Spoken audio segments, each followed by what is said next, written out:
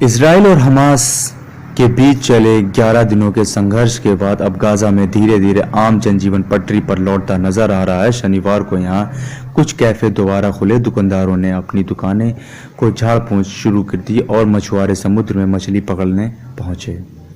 Israel और Hamas का ही नाम लिया जा रहा है, जबकि इसराइल का जुल्म पूरा का जुल्म सिर्फ फलस्तीनियों पे हो रहा है। सारी उनकी ज़मीनों पर कब्जा किया जा रहा है, ना कि उनकी ज़मीनों पर कब्जा किया बल्कि उन्हें नेस्तनाबूद किया जा रहा है। वहीं गाजा में मानवीय सहायता भी पहुंचना शुरू हो गई है। अधिकारियों का कहना है कि हजारों फलस्तीनी अपने घरों को वापस लौटे हैं, लेकिन हमलों में हुए नुकसान की भरपाई से अभी सालों लग जाएंगे। WHO यानी कि विश्व स्वास्थ्य संगठन ने एक खास कॉरिडोर बनाने की मांग की है, जिसके जरिए यहां से घायलों को इलाज के लिए बाहर निकाला जा सकेगा। इजराइल और फिलिस्तीन के संघर्ष में गाजा में 250 से अधिक लोगों की मौत हुई है। दोनों ही पक्ष अपनी अपनी जीत का दावा कर रहे हैं। वहीं दक्षिण इजराइल में लोग संघर्ष विराम का आनंद ले रहे हैं, लेकिन उनका मानना है कि इस क्षेत्र में दोबारा संघर्ष होने की कोई वो नहीं है। कोई भी संघर्ष हो सकता है, कोई वक्त नहीं लगता है। जबकि फ़लस्तीनियों के पास कुछ भी कहने को नहीं है, क्योंकि उनके पास मीडिया सब कुछ दबा दिया गया है। सिर्फ इजराइल एक पक्ष ही दिखाया जा रहा है कि आप ही पीड़ित हैं, जबकि दूसरे को तो बिल्कुल दबा दिया गया है। कोई भी सहायता भी बहुत दूर दूर नहीं उनके पास पहुंच पा रही है कि उन्हें दिखाया जाए, उनके वर्ल्ड प्लेटफॉर्म पर लाया जाए कि उन्हें क्या दिक्कत है क्या नहीं है। इस वीडियो में आप देख सकते हैं कि कैसे फिलिस्तीनियों की बिल्डिंग, कैसे उनके आशियाने को तबाह कर दिया गया है। संयुक्त राष्ट्र समेत विभिन्न सहायता एजेंसियों के ट्रक अब गाजा पहुंचने शुरू हो गए हैं। इनमें दवाइयां, खाना, ईंधन शामिल है। इस मदद के आने के बाद इसराइल ने केरम शैमेल क्रॉसिंग को खोल दिया है। इजरायली हवाई हमले के कारण फिलिस्तीन के नियंत्रण वाले गाजा में 1 लाख से अधिक लोगों को अपने घरों से भागना पड़ा है। संयुक्त राष्ट्र की एजेंसी यूनिसेफ का कहना है कि इस इलाके के तकरीबन 8 लाख लोगों के पास पाइप से पानी तक पहुंच नहीं पा रहा है। फलस्तीनी अधिकारियों ने कहा है पहले ही कोविड-19 महामारी से जूझ रहे गाजा को हवाई हमलों के बाद फिर से खड़ा करने में करोड़ों डॉलर खर्च हो जाएंगे। WHO की प्रवक्ता मार्गरेट हैरिस ने तुरंत दवाइयों और स्वास्थ्य कर्मियों की मांग की है। कहा है इस इलाके के अस्पतालों में पहले से हजारों लोग मौजूद है। सवाल ये है, जब ये कोविड-19 फैला हुआ है, लोगों को इतना तड़पा कर मारा गया है, तो किस लिए इजराइल ने किया? जब WHO या कोई भी अमेरिकन संगठन या UN सामने नहीं आया कि आप गलत कर रहे हैं, ना ही कोई इतनी हिम्मत रखता है, ना ही इतनी कोई कुव्वत रखता है कि इजराइल के सामने बोल सके और उनका मुंह बंद करा सके। इतना कुछ हो जाने के बाद अभी भी किसी की भी आवाज़ नहीं उठ रही है कि इजराइल को बैन किया जाए। इजराइल का जो कब्ज़ा उसने फ़लस्तीन पे किया है, उसके खिलाफ कोई मुकदमा चलाया जाए, क्योंकि हिम्मत किसी के पास नहीं है। इजराइल बहुत ज़्यादा ताकतवर देश बन चुका है। WHO की प्रवक्ता मार्गरेट हैरिस ने तुरंत दवाइयों और स्वास्थ्य कर्मियों की मांग की है और कहा है इस इलाके के अस्पतालों से पहले ही हजारों घायल मौजूद हैं। मांग करने से कोई भी बात नहीं बनेगी, क्योंकि ये घाव हैं जो कि कभी ना मिटने वाले हैं। 70 साल से धीरे धीरे इजरायलियों ने पूरा फिलिस्तीन कब्जे में कर लिया है, तब किसी की आवाज़ और आंख नहीं खुली और अब सब दवाइयों का इंतज़ाम कर रहे हैं। दवाइयों से घाव भर जाते हैं, शरीर के घाव भर जाते हैं, लेकिन जो दिल के घाव हैं वो कभी नहीं भरते हैं। सालों से गाजा पर इसराइल और मिस्र की पाबंदी है और उनके ज़रिए ही लोग और सामान गाजा तक पहुंचा पाता है। दोनों देशों को चिंता है कि रास्ते खुलें तो इनके ज़रिए हम इजराइल और फिलिस्तीन में ख़ासतर जो लोग पीड़ित हैं उन तक मदद पहुंचा सकें, क्योंकि इजराइल ने तो सब कुछ बर्बाद कर ही दिया है गाजा में, जो कि फिलिस्तीन का है। और फिलिस्तीन जो 70 साल पहले था, उस पे अब इजराइल ने पूरा कब्जा कर ही लिया है। नुकसान की भरपाई जो कि अब सालों तक नहीं होगी। फ़लस्तीनी शरणार्थियों की यूएन एजेंसी ने कहा है कि उसकी प्राथमिकता हजारों विस्थापित लोगों की पहचान करके उनकी मदद करना है और उनके लिए तुरंत 3.8 करोड़ डॉलर की मौजूदगी करनी है। गुरुवार को गाजा की हाउसिंग मिनिस्ट्री ने कहा है यहाँ पर 1800 हाउसिंग यूनिट रहने के लिए अनफिट हैं और क्या 1000 नष्ट हो चुके हैं। रेड क्रॉस की इंटरनेशनल कमेटी ने मिडिल ईस्ट निदेशक फावरियाजो कार्बरेनी का कहना है 2 सप्ताह से भी कम में ये हुए नुकसान की भरपाई सालों तक नहीं बल्कि दशकों लग जाएंगे। बैत हनैन के नज़दीक में रहने वाले समीरा अब्दुल्ला नासिर का 2 मंजिल मकान धमाके में बर्बाद हो चुका है। उन्होंने समाचार एजेंसी रॉयटर्स से कहा है, हम अपने घरों से लौट आए हैं और हमारे पास बैठने के लिए जगह नहीं है, पानी नहीं है, बिजली नहीं है, बेड नहीं है, हमारे पास कुछ नहीं है। हम पूरी तरह से बर्बाद और तबाह हो चुके हैं क्योंकि हाथी के जो दांत होते हैं वो सामने से कुछ और अंदर वाले खाने के कुछ और होते हैं। तो इजराइल और फिलिस्तीनियों के बीच जो 11 दिनों तक चले संघर्ष में मुस्लिम देशों ने अपनी अलग अलग प्रतिक्रिया जाहिर की है। प्रतिक्रियाओं से कुछ नहीं होता है, भला नहीं होता है। लोगों की जानें गई हैं, लोगों के पास घर नहीं है, खाना नहीं है, रहने की जगह नहीं है, पानी नहीं, पीने को पानी, लेकिन सिर्फ प्रतिक्रियाओं से पेट नहीं भरता है, ना ही घाव भरते हैं। शुक्रवार को दोनों पक्षों के बीच संघर्ष की विराम की घोषणा की गई। दोनों ने ही संघर्ष विराम को इस टकराव में अपनी अपनी जीत बताया है।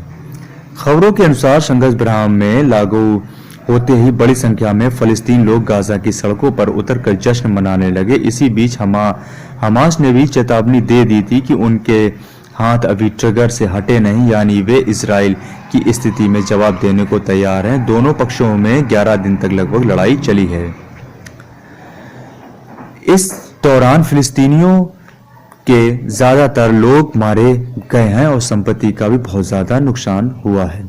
बताया गया है कि इजरायली कैबिनेट ने आपसी सहमति और बिना शर्त के युद्ध विराम के फैसले को मुहर लगा दी थी। हमास के एक अधिकारी ने भी शुक्रवार को इस पुष्टि की थी कि यह सुलह आपसी रजामंदी के साथ हुई है। गाजा में लड़ाई 10 मई तक शुरू हुई। इससे पहले इजराइल और फिलिस्तीनी चमरपंथियों के बीच पूर्वी यरूशलेम को लेकर कई हफ्तों तक तनाव था। ये परिस्थिति ऐसी ही है कि फिलिस्तीन जो उसका एक देश था जिसमें यहूदियों ने यानी कि इजराइल ने आकर कब्जा कर लिया, अब उसे अपने ही देश में रहने के लिए इतना ज़्यादा संघर्ष करना पड़ रहा है कि उसे अपने ही बच्चे, अपने ही भाइयों या लोगों की कुर्बानी देनी पड़ रही है, लोगों को मरना पड़ रहा है। ये हालात हैं इस वक्त फिलिस्तीन के। गाजा में लड़ाई 10 मई को शुरू हुई थी। इसके पहले इजराइल और फिलिस्तीन चमरपंथियों के बीच पूर्वी यरूशलेम को लेकर कई हफ्तों तक तनाव था। दोनों पक्षों में लड़ाई होने के बाद अंतर्राष्ट्रीय समुदाय दोनों में सुलह कराने की कोशिश कर रहा था। खासकर मुस्लिम देश इजराइल के खिलाफ एक मोर्चा बनाने की काफी साजिश सक्रिय दिख रही थी। पाकिस्तान के प्रधानमंत्री ने कहा कि फलस्तीनियों के मुद्दे पर दुनिया की बदलती राय शक्तिशाली देशों को इजराइल से अपना समर्थन वापस लेने को मजबूर करेगी। इमरान खान ने कहा कि दुनिया भर में फलस्तीनियों के मुद्दे पर लोगों की सोच बदल रही है और जो अच्छा एक संकेत आ रहा है और वो दिन दूर नहीं, फिलिस्तीनियों को उनको अधिकार मिलेंगे। लेकिन ये सब सिर्फ बातें हैं, क्योंकि जिसकी लाठी उसकी भैंस, यानी कि जो ताकतवर होता है उसी को ही सब सारे लोग सपोर्ट करते हैं। चाहे ये छोटी से एरिया में देख सकते हैं या हम पूरे वर्ल्ड वाइड देख सकते हैं।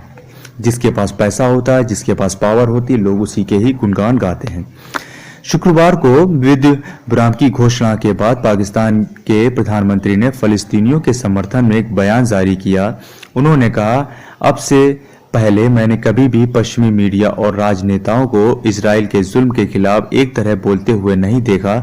सोशल मीडिया इस बदलाव की सबसे बड़ी वजह है, जिसमें इजरायलियों की हकीकत को दुनिया के सामने खोल कर रख दिया गया। जब से इजराइल बना तब से पाकिस्तान ने अंतर्राष्ट्रीय मंचों पर फलस्तीन का समर्थन किया है। इमरान खान ने अपने विदेश मंत्री शाह महमूद कुरैशी की भी यह कहते हुए तारीफ की, उन्होंने संयुक्त राष्ट्र समेत अन्य मंचों पर इजराइल के अत्याचार के खिलाफ बहुत ही समय पर आवाज उठाई है। इमरान खान ने बताया उन्होंने इस मुद्दे पर सऊदी अरब, तुर्की, फलस्तीनी नेताओं से बातचीत की है और उन्हें विश्वास दिलाया है पाकिस्तान फलस्तीनी लोगों और उनके अधिकारों के साथ हमेशा खड़ा रहेगा। हमेशा खड़ा रहेगा या बैठा रहेगा, ये तो बहुत अलग बातें हैं। लोगों को, फिलिस्तीन में जो लोग रह रहे हैं उन्हें मार दिया गया है, इसकी भरपाई कैसे होगी? तुर्की के राष्ट्रपति रजेब तैयब एर्दोगान ने कहा है वो दुनिया को दिखाएंगे कि इजराइल कितना बड़ा आतंकी मुल्क है। ये कोई कहने की बात नहीं है, ये सभी को लगभग पता ही है। प्रेस से बात करते हुए एर्दोगान ने कहा है कि हमारे विदेश मंत्री और उनके समकक्ष जिनके साथ हम सहयोग से कार्य करते हैं उन्होंने गुरुवार को हमारे एक सांसद UNGA के अध्यक्ष वोल्कान वोज की अध्यक्षता में एक सफल सत्र आयोजित किया। उन्होंने बताया कि कैसे इजराइल फिलिस्तीनियों के हक मार रहा है, कैसे उनसे गलत तरीके से उनकी ज़मीन पर कब्जा जमाए हुए बैठा है। ये हम सब दुनिया वाले देख रहे हैं, लेकिन कोई कहने वाला नहीं है। हम दुनिया को मानचित्र दिखाकर यह साबित करेंगे इजराइल कितना बड़ा आतंक मुल्क है, क्योंकि पूरी दुनिया को इसका पता चलना चाहिए। वैसे भी इजराइल का कोई नामो निशान नहीं है, वो तो फलस्तीन पर कब्जा किए हुए बैठा है। यानी कि आपका घर है और कोई और आदमी आपके घर पे आके कब्जा करके बैठ जाए और आपको उस घर से निकाल दे। ये कहानी है फिलिस्तीन और इजराइल की। इजराइल और फिलिस्तीनियों के बीच संघर्ष विराम की खबर आने के बाद संयुक्त अरब अमीरात ने विदेश मंत्रालय द्वारा संयुक्त राष्ट्र में एक बयान दिया है। उन्होंने संयुक्त अरब अमीरात यानी कि UAE ने कहा है UAE इजराइल और फलस्तीनियों के बीच बढ़ते तनाव और हिंसा को लेकर काफी चिंतित है। इसमें जो लोग मारे गए हैं उनके परिवारों के साथ हमें पूरी संवेदनाएं हैं। इस हिंसक संघर्ष को रुकवाने के लिए संयुक्त राष्ट्र के बारे में जो शांति की अपील की गई है उसके लिए हम संगठन का शुक्रिया अदा करते हैं। भाई शुक्रिया से कोई फायदा नहीं होगा, क्योंकि आप तो वैसे ही इजराइल को ही सपोर्ट करते हैं। फिलिस्तीन जो लोग मर रहे हैं उनका तो कोई सपोर्ट करने वाला नहीं है।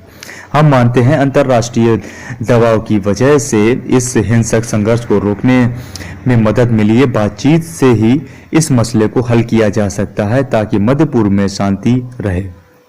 इजराइल ने सारे अंतर्राष्ट्रीय कानूनों को तोड़ते हुए फिलिस्तीन पर हमले किए। इस अंतर्राष्ट्रीय मानवाधिकारों के खिलाफ था, लेकिन ये मानवाधिकार जो कानून बनाए गए इस पे कोई आवाज उठाने वाला नहीं है। इजराइल को कुछ कहने वाला कोई नहीं, क्योंकि वो बहुत ज्यादा ताकतवर है। यहाँ तक अमेरिका भी उससे दबता है। कोई कहने की बात नहीं है। UAE ने कहा है कि वो मध्य पूर्व में शांति की होने के लिए कोशिश का समर्थन करते हैं, मतलब कोशिश करते हैं। ये एक समर्थन जो कि कोई बहुत बड़ी बात नहीं है। UAE ने कहा है कि वो फिलिस्तीनियों, अरब और इसराइलियों की आने वाली पीढ़ियों को एक शांत माहौल देने के लिए न सिर्फ क्षेत्रीय बल्कि अंतर्राष्ट्रीय सहयोगियों के साथ काम करने को तैयार हैं। कतर के विदेश मंत्री शेख मोहम्मद बिन अब्दुल रहमान अल थानी ने इजराइल और फिलिस्तीनियों के बीच युद्ध विराम का स्वागत किया है। यानी कि UAE और कतर है बीच में ही रहने वाला है। इन्हें कोई भी मतलब नहीं है कि इजराइल ने कैसे कब्जा कर लिया है फिलिस्तीन के ऊपर। उन्होंने कहा है कि आम लोगों की सुरक्षा के लिए जंग पर रोक जरूरी है। फिलिस्तीनियों के मुद्दे पर उन्होंने कहा है कोऑर्डिनेशन बैठक की, जिसमें संयुक्त राष्ट्र के महासचिव एंटोनियो गुटेरेस ने भी शिरकत की। शेख मोहम्मद ने कहा है फिलिस्तीनियों के कब्जे वाले इलाके में बेगुनाह लोगों के घरों पर बम बरसाए गए और निहत्थे लोगों को मरने के लिए छोड़ दिया गया, जो कि एक चिंताजनक विषय है। मैं इनकी काफी ज्यादा इनका वो करूंगा, मतलब सैल्यूट करूंगा, क्योंकि इन्होंने थोड़ी सी हिम्मत दिखाई और वो कह रहे हैं कि फिलिस्तीनियों के कब्जे वाले इलाके में बेगुनाह लोगों पर बम बरसाए। कतर ने गाजा पर हवाई हमले की निंदा की है। उन्होंने इजराइल की आलोचना की है। कतर ने संयुक्त राष्ट्र सुरक्षा परिषद के बारे में कहा है इस हिंसक संघर्ष के दौरान संगठन की निष्क्रियता इस अंतर्राष्ट्रीय संस्था की विश्वसनीयता पर सवाल खड़े करती है। अब भाई साहब बात करेंगे सऊदी अरब की किंग सलमान। इनकी तो कोई बात ही नहीं, क्योंकि ये अमेरिका के ही साइड से बोलते हैं। अमेरिका की साइड मतलब इजराइल की साइड। जो ताकतवर है वो इजराइल के साइड है। गरीब लोग फिलिस्तीन के साथ में है। सऊदी के किंग सलमान अब्दुल अजीज अल सऊद ने फिलिस्तीनी के नेता महमूद अब्बास को यह भरोसा दिलाया है, भरोसा अब दिलाया है भाई साहब जब सब खत्म हो गया है। सऊदी अब फिलिस्तीनी लोगों और उनके साथ खड़ा हुआ है भाई साहब, ये देखिए बात। शुक्रवार को किंग सलमान ने अब्बास से फोन पर बात की, जिनकी जानकारी सऊदी अरब की सरकारी समाचार एजेंसी एसपीए ने अपनी रिपोर्ट में दी है। रिपोर्ट के अनुसार किंग सलमान ने सऊदी अरब के विदेश मंत्री प्रिंस फैसल बिन फरहान को निर्देश दिया है वो अंतर्राष्ट्रीय मंचों पर फलस्तीनियों की स्थिति को मजबूत करने में तमाम कोशिशें करते रहेंगे। सऊदी प्रेस एजेंसी एसपीए ने लिखा है कि किंग सलमान ने फलस्तीनियों को यह विश्वास दिलाने की कोशिश की है कि उनके सरकार इजरायली बैठकों को, जो इजरायली हमले हैं उनको रोकने पर हर संभव कोशिश करेगी। जब भाई साहब सब उजड़ गया अब क्या कोशिश करेंगे आप। साथ ही वे किंग सलमान फिलिस्तीनी लोगों की सुरक्षा और क्षेत्र की शांति की कामना करते हैं। किंग सलमान ने इजरायली हवाई हमलों की निंदा की जिसमें सैकड़ों बेगुनाह लोगों को मारे गए और कई लोग घायल हुए। शुक्रवार को सऊदी अरब ने इजराइल और फिलिस्तीनियों के बीच युद्ध विराम की घोषणा का स्वागत किया। स्वागत करते हैं भाई साहब। साथ ही इसमें मिस्र की भूमिका अंतर्राष्ट्रीय दबाव को भी अहम बताया है। ये दबाव है, लाखों हजारों लोग सैकड़ों लोगों की जान ले ली आपने और आप कह रहे हैं दबाव है। वो तो बैठ गया है चुपचाप, इसराइल पता नहीं वो पूरा गाजा पट्टी ही हम कब्जा कर लेता। सऊदी अरब के विदेश मंत्री ने शुक्रवार को एक बयान में कहा है, हम मिस्र द्वारा किए गए प्रयासों की प्रशंसा करते हैं। अंतर्राष्ट्रीय स्तर पर जो भी कोशिशें हुई उसमें ही गाजा में शांति हो सकती है। हम मानते हैं फिलिस्तीनियों को उनके अलग देश मिलना चाहिए, अलग देश मिलना चाहिए। ये कौन सी बात हुई, उनका ही देश और उन्हें ही अलग कर दिया जाएगा। अलग मतलब दूसरे देश में भेज दिया जाएगा, वो अपना ही देश और कहलाएगा कि भाई हम किराए पर हैं। अब इजराइल पर मुकदमा चलाने की कोशिश, अब ये कहा है ईरान के खामनेई ने। ईरान के सर्वोच्च नेता आयतुल्ला अली खामनेई ने सभी मुस्लिम देशों से फलस्तीनियों को सैन्य आर्थिक रूप से समर्थन देने के अलावा गाजा में पुनर्निर्माण की मदद करने के लिए आह्वान किया है। खामनेई ने शुक्रवार को इजरायली फलस्तीनियों के बीच 11 दिन तक चले हिंसक संघर्ष को थमने के बाद यह बयान दिया है। इजराइल के साथ हिंसक संघर्ष के दौरान ईरान ने खुलकर फलस्तीनियों का समर्थन किया है। ईरान गाजा वेस्ट बैंक क्षेत्र में सक्रिय इस्लामिक चरमपंथी समूह हमास का भी समर्थन करता है। हमास के अलावा ईरान ने कब्जे वाले वेस्ट बैंक में फलस्तीनी आबादी के नेता मोहम्मद अब्बास का भी समर्थन किया है। आयतुल्ला अली खामनेई ने अपने ताजा बयान में कहा है, मुस्लिम देशों को बड़ी ईमानदारी और फलस्तीनियों की सैन्य और वित्तीय सहायता करनी चाहिए ताकि वो गाजा के बेबुनियाद ढांचे को फिर से खड़ा कर सकें, बुनियादी ढांचे को फिर से खड़ा कर सकें। आयतुल्ला अली खामनेई ने दुनिया के सभी मुसलमानों से यह मांग की है वह अपनी अपनी सरकारों से फलस्तीनी का समर्थन करने की अपील करें। खामनेई ने कहा है, इजरायली शासन के सभी प्रभावशाली तत्वों और दोषी प्रधानमंत्री नेतन्याहू और अंतर्राष्ट्रीय और स्वतंत्र अदालतों द्वारा मुकदमा चलाया जाना चाहिए। भाई साहब, ये एक ईरान देश निकलकर सामने आया जिसने थोड़ी सी ताकत दिखाई है, थोड़ी सी हिम्मत दिखाई है, जो कि इजराइल के खिलाफ थोड़ा सा बोल रहा है। इजराइल और फिलिस्तीनियों के बीच युद्ध विराम से पहले खामनेई ने कहा कि यहूदी सिर्फ ताकत की भाषा समझते हैं, इसलिए फिलिस्तीनियों को अपनी शक्ति और प्रतिरोध बढ़ाना चाहिए ताकि अपराधियों और आत्मसमर्पण करने और उनके क्रूर कृत्यों को रोकने के लिए मजबूर किया जा सके। खामनेई ने अपने पहले ईरान के विदेश मंत्री से कहा है, फलस्तीनियों ने इजराइल पर एक ऐतिहासिक जीत हासिल की है। ईरान के विदेश मंत्रालय के प्रवक्ता सईद खातिबजाहिद ने इस संबंध में एक ट्वीट किया है जिसमें लिखा है, हमारे फलस्तीनी भाई बहनों को इस ऐतिहासिक जीत की बधाई। आपके प्रतिरोध ने हमलावरों को पीछे हटने पर मजबूर किया है।